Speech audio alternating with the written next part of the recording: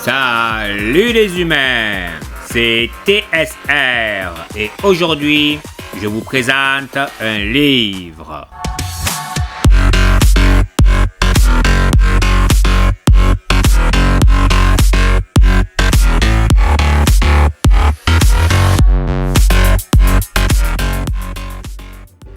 La planète des singes, écrit par Pierre Boulle en 1963.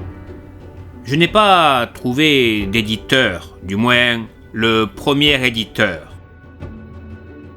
Quand on parle de la planète des singes, les films récents ou pas sont les premières œuvres qui nous viennent. J'ai découvert l'œuvre de Pierre Boulle qui m'a mis une claque. L'histoire, tout le monde pourrait penser la connaître, et moi le premier. Mais dans ce roman, on suit un groupe de personnes qui sont en voyage dans l'espace. Car dans le roman, il est tout à fait normal que dans le futur, les terriens ont leur propre vaisseau spatial. Lors de leur voyage, ils découvrent la planète Soros, qui est située à 300 années-lumière de la Terre. C'est un monde semblable à celui de la Terre, sauf que la race dominante sont des singes. Contrairement au premier film, la planète jouit de technologies telles que des immeubles, des voitures, des musées, des cinémas. Le monde s'est développé comme la Terre en 1963. Le point de vue qui est surprenant dans ce roman, c'est l'analyse de l'auteur, qui nous ramène à la sombre époque de l'esclavage qu'a connue l'humanité.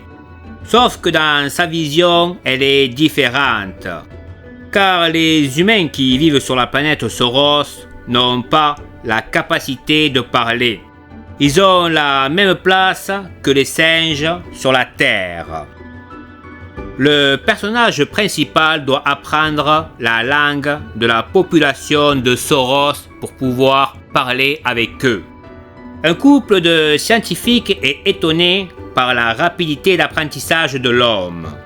Le plus intéressant dans ce roman, c'est le point de vue de l'homme qui ne cesse de vouloir prouver qu'il est intelligent. Mais au final, il ne voit en lui qu'un être qui ne fait que singer les mouvements de ses maîtres. Car selon la communauté scientifique des singes, les humains sont une sous-race qui ne peut être que de bons esclaves.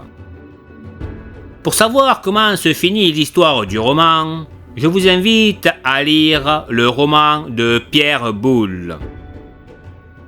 J'ai donc une petite question pour vous. S'il vous arrive de découvrir un animal, quel qu'il soit, qui a la capacité de parler et de comprendre son environnement, quelle serait votre réaction? Tenteriez-vous de l'aider ou vous n'accepteriez pas qu'une autre espèce puisse être intelligente? N'hésitez pas à laisser vos commentaires. J'essaierai de répondre à tout le monde. Passez un bon week-end. Lisez des livres, regardez des films, passez du bon temps. Et surtout, ciao les clovers!